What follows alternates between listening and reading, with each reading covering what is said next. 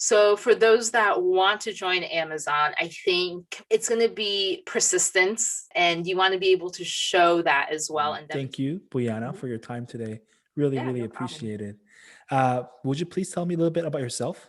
Sure. So I started with Amazon about 5 years ago, a little over 5 years ago now.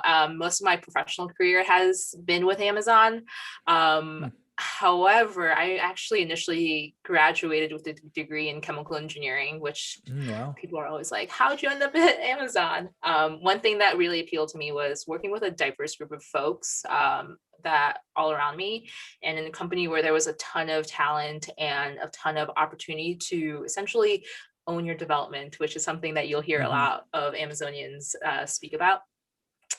And so when I had the opportunity to pivot into operations, I jumped at the chance to join Amazon in that role. So started out in operations as an area manager, um, moved to Baltimore from Chicago, Wow. then launched a building in Charlotte, North Carolina, and then launched another building in Northern California. Oh, wow. And again, all of that is within operations as a different levels of operations management Yeah. before settling into my current role as a program manager. So I stuck with the transportation team and Uh-huh. became a program manager for transportation, Uh-huh. building the team for our labor planning.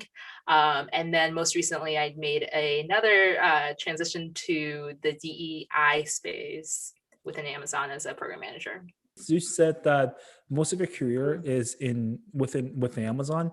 So I was curious, like, did you come to Amazon right after graduating from college? Was it Yes. the traditional university grad kind of Mhm. process?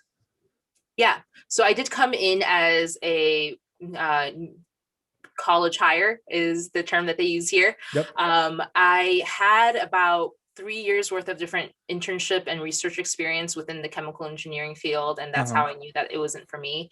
I worked within compliance, I worked in oil and gas, I worked with chemical companies, and it just was not the kind of I think it wasn't the right fit for me. Sure. And so I was looking through the job postings in our college board online and came across it, filled out the application really Hmm. quickly, didn't think I had a shot, if I'm being completely honest. Hmm. Filled it out, filled out the cultural fit assessment. And then next thing I know, they reached out and was like, hey, let's do a quick phone chat, and Hmm. had that chat there. And next thing I know, a week later, they're flying me out for an in-person interview. So Oh, wow. I flew from Chicago, where I was living at the time, Hmm. to Cleveland, Ohio, Hmm. and was a part of this mass interview process. Hmm. And basically, it was just two panel interviews with two interviewers that I sat in on. So a total of four people interviewed me, but they were segmented into two um, Gotcha.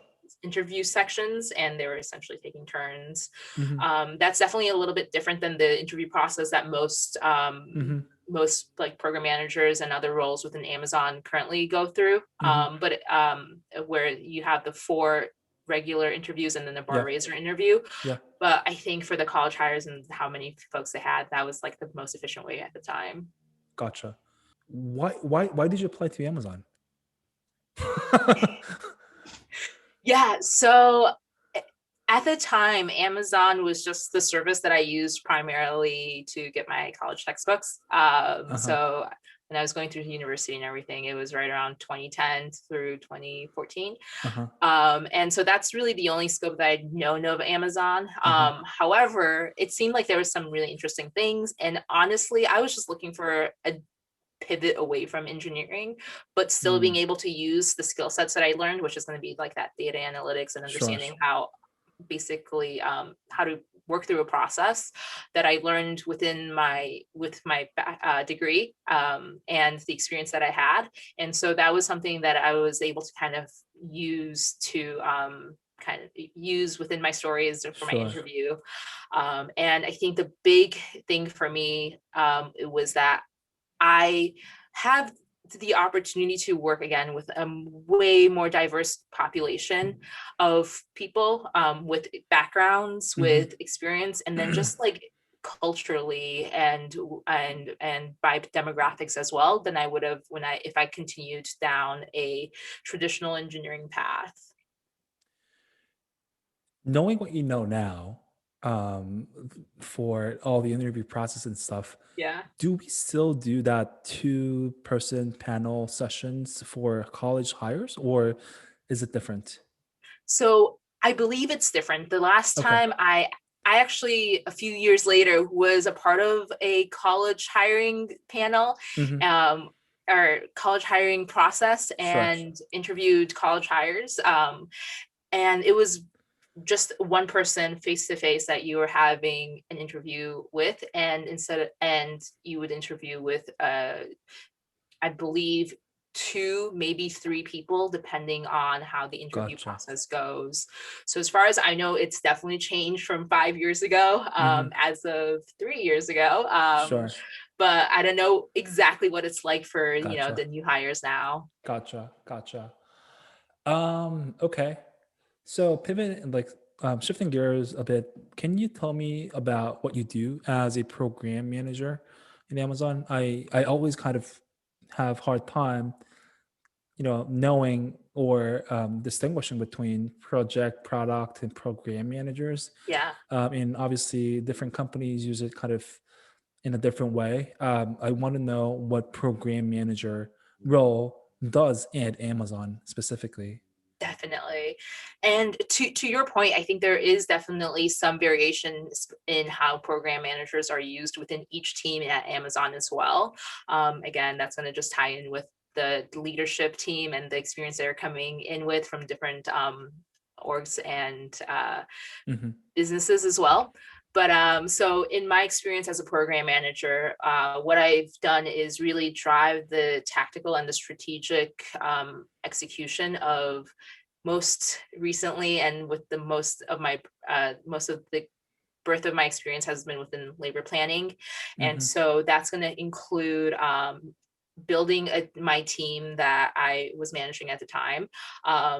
So onboarding and training, and Hmm. then interacting with cross-functional partners Hmm.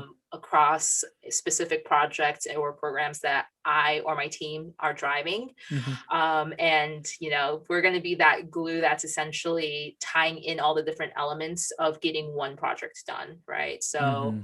if I so one example would be when in creating a labor planning process, Hmm. I would rely on my operations partners to provide feedback on some of the inputs that we use for a data model. And then I would also bring into the conversation our recruiting team so they understood, what is the hiring need and what's the timeline look like. Hmm. Also bring in our the senior leaderships and the directors Hmm. to involve them in the conversation so that they are aware of what's going on and to solicit their feedback as to the direction, right? And then maybe some other partners to like our Hmm. HR teams, Hmm. ER, or legal on very specific issues that arise with some of the strategies and the direction that we want to go towards. I think you mentioned something very interesting. You said like glue, and so based on what you just said, it seems like I guess like people skills or people management skills, or well, in Amazon terms, earn trust is Yeah, very important. definitely. Like except for that earn trust or people management or people skill, like what other things do you think is important to succeed as a program manager? Hmm. Uh, so one of the things that have a couple of the things that have been really key is one, organization. You're going to be Mm. managing a ton of different things all at once, and you want Mhm, to make sure that nothing's falling through the cracks. If it does fall through the cracks, that you have backup plans to make sure that you mitigate that risk and mhm, solve for it before it blows up. Another piece is going to be having really clear communication skills, whether it's verbally or written, because you're going to be trying to influence a lot of folks across many different levels and many different teams and what you want to do is essentially get them to your side and say, yeah, what you're driving is for mhm, the right direction, Hmm. or being able to clearly communicate why you want to drive something so that you can get their buy-in. Gotcha. And to tie it all in, to tie it together with what I was speaking to earlier with the organization piece, right? So another key piece is going to be being able to really solicit and solicit feedback and be flexible to change direction, Hmm. Hmm. because things are going to happen. There might be a global pandemic, and next thing you know, what you've been planning is not going to make sense anymore, so Yeah. you're going to have to revisit everything and make adjustments and tie the same people back in with the brand Yeah. new plan. So it's going to be a lot of flexibility there too. It's funny because like someone said that, um, for example, back 5 years ago, Mm-hmm. like when someone asks you like what would you do, what would you be doing in 5 years, like no one saw COVID coming, so like No. everyone was basically wrong about. But yeah, no, that totally makes sense. Being flexible, I think Mm-hmm. it's really really the key. And like I think that kind of ties into being comfortable in an like ambiguous situation as well. So definitely something to consider. um was there any learning curve, like you obviously coming from a very different background than before coming into Amazon, so Mm-hmm. and was there anything that were you handed, like for example a guidebook or a resource or training? Yeah, just want to learn more about that. Sure. So when I came into the operations, there was pretty extensive training. I think when I transitioned to the program management team and the program management side, there was a little bit less so, especially when you're changing directions internally from one team at Amazon to another. You typically have demonstrated a lot of the basic requirements needed. Um, However, you might have demonstrated it, but sometimes when you're actually like sitting there in practice, you're like, maybe I'm out of my scope. Maybe, like you kind of have a little bit of imposter syndrome, and you might just like forget that you can do it. So I think there, while there was not any specific training, there's a lot of the skill sets that you build up over time that you just need to be comfortable and like confident in relying on. Hmm. I Some teams, they do have very strict onboarding and training processes, but I don't that happens a little bit less the more tenured you get within Amazon, especially as you go up in levels as well.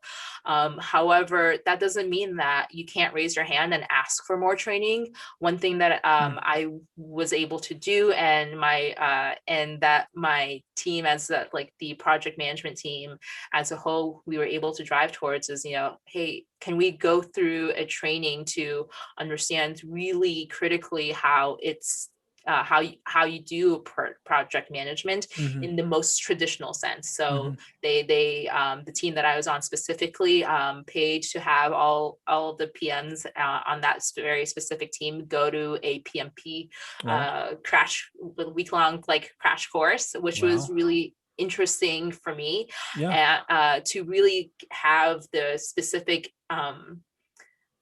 job duties that I've been doing, but laid Sure. out in a very clear way that Uh-huh. that made it easy to follow along with the milestones. Going back to the role, Mhm. what's something that you like the most, and what's something that maybe you'd like the least? Okay. So coming from a program management side, the things I hate the least or that I hate the most are gonna be the things that change, to the scope of the plan that you've been working towards, or even the direction, right? Sure. So because then you have to reevaluate and redo everything that you've already spent a lot of time doing. The thing that I loved the most is going to be really working with cross-functionally with a lot of different teams. Hmm. I like to ask a lot of questions. I love to learn, and that really gave me a chance to understand the processes of different teams and how they function, what their processes are for getting things done, and how that plays in to what my goal is as a program manager, to get a specific project or program up and running. Hmm. Gotcha. Yeah. Changes. Last Yeah. question. Advice for those who want to join Amazon Mhm. and or who want to break into program management.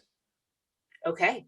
So for those that want to join Amazon, I think a lot of it's going to be persistence, and you want to be able to show that as well and demonstrate that. Hmm. First, sometimes part of the challenge with Amazon is even just getting your foot in the door. Did I Hmm. want to stay in operations forever? No, but I knew that this was something that was great at building my skill set, especially coming in as a college hire, Hmm. and building credibility within Amazon as well. Hmm. And what that allowed me to do was build a resume, Hmm. a bunch of skills that Sure. was going to be much more, is going to be very usable and flexible across many different teams.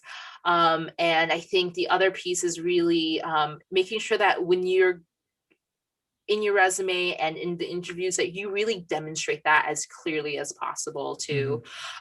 So what Amazon loves to do, and I think you've already heard a few times throughout this conversation, is like evangelize the leadership principles, right? And take your experience and put it through the filter of the leadership principle. One thing that I'd love to tell folks that are applying with Amazon is, especially if you're at that interview phase, is when you're looking at the different types of questions that you could be asked, you're going to see a lot. You're going to see hundreds and hundreds of different questions.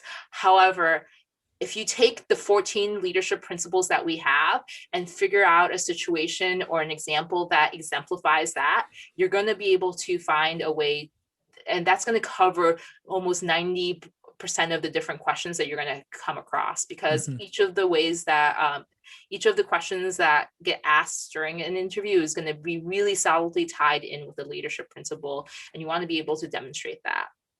And for folks that are looking to get into program management, I think it's a matter of taking on tasks in your current role that really are going to tie in heavily or as really closely with the role that you're looking to get into, right? So when I was in operations, I put my hand up to participate and lead kaizens. I put my hand up to be a part of a launch, which requires a ton of organization.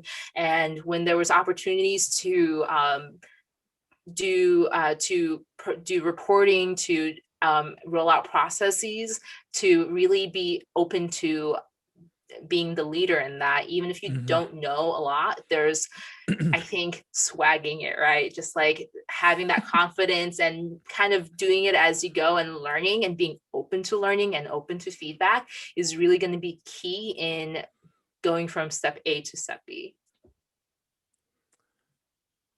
I love how you put that into like swagging. It's basically, in a professional term, being knowing, I guess, being confident in an ambiguous situation, I guess.